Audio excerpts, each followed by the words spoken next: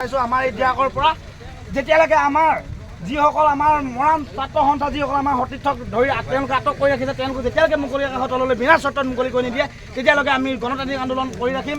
আৰু যিহেতু আমাৰ এতিয়া নেতাসকলক আমাৰ নেতৃত্ববৃন্দক বন্ধ কৰি ৰাখিছে, তেতিয়া আমাৰ যিহেতু নেতা নাই আমি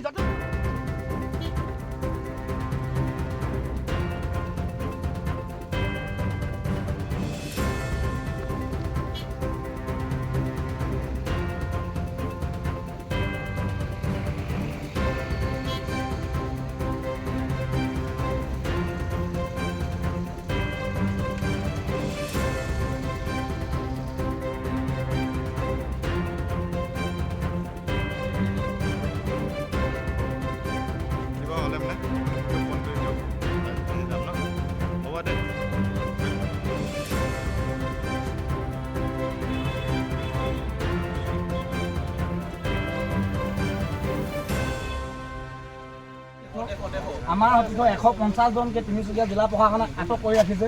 গতিকে যেতিয়ালৈকে তেওঁলোকক খুলি মুকলি আকাশলৈ মেলি নিদিয়ে বিনা চৰ্তত তেতিয়ালৈকে বন্ধ হৈ থাকিব। আমাৰ শুনক, এতিয়া প্ৰথম কথা হ'ল আমি চৰকাৰ তিনিচুকীয়া জিলা প্ৰশাসনক এটা কথা হুঁচিয়াৰ কৰি দিব বিচাৰিছোঁ। আমাৰ এই দিৰাকৰ পৰা যেতিয়ালৈকে আমাৰ যিসকল আমাৰ মৰাণ ছাত্ৰ সন্থা যিসকল আমাৰ সতীৰ্থক ধৰি তেওঁলোকে আটক কৰি ৰাখিছে তেওঁলোকে যেতিয়ালৈকে মুকলি আকাশৰ তললৈ বিনা চৰ্তত মুকলি কৰি নিদিয়ে তেতিয়ালৈকে আমি গণতান্ত্ৰিক আন্দোলন কৰি ৰাখিম।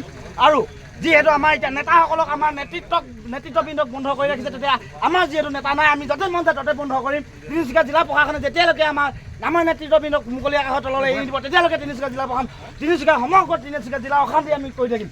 আমাৰ দাবী আমাৰ মানিবই লাগিব। আমাৰ মৰাণ জনগোষ্ঠীৰ আমি মানুহ, আমাৰ ন্যায্য প্ৰাপ্তি অধিকাৰ, আমি মৰাণ আমাৰ অসমৰ আমি খিলঞ্জীয়া জনগোষ্ঠীৰ মানুহ।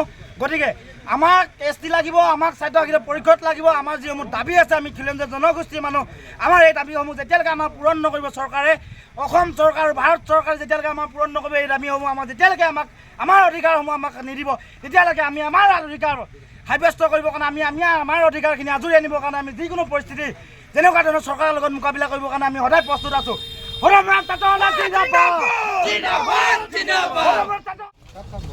মৰাণ জনগোষ্ঠীৰ যি ন্যায্য প্ৰাপ্তি অধিকাৰৰ কাৰণে সদৌ মৰাণ ছাত্ৰ সন্থা আৰু মৰাণ জাতীয় মহিলা পৰিষদে গণতান্ত্ৰিকভাৱে যি তিনিচুকীয়া নগৰত তিনিচুকীয়া চহৰত যি গণতান্ত্ৰিকভাৱে আন্দোলনৰ কাৰ্যসূচী আজি ঘোষণা কৰিছিল, সেই আন্দোলনৰ চৰকাৰী যি পুলিচ বাহিনীয়ে চৰকাৰী প্ৰশাসনে যিটো গুণ্ডা বাহিনী লৈ তেখেতলোকে যে আমাৰ এই প্ৰতিবাদী কণ্ঠ ৰোধ কৰিবলৈ তেখেতলোকে এৰেষ্ট কৰিছে।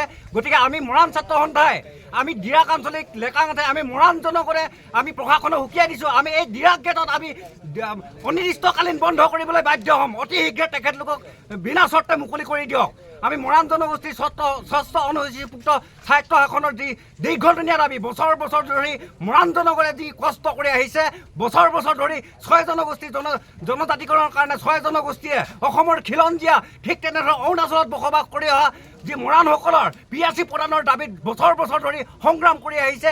এই সংগ্ৰামখনক চৰকাৰে যি ভেকু ভাওনা দখাই আছে তাৰ প্ৰত্যুত্তৰ দিবৰ কাৰণে আজি তিনিচুকীয়া মাজমজিয়াত যি আন্দোলনৰ কাৰ্যসূচী আছিল এই আন্দোলনৰ কিন্তু প্ৰশাসনে ৰোধ কৰিবৰ কাৰণে উঠি পৰি লাগি আছে।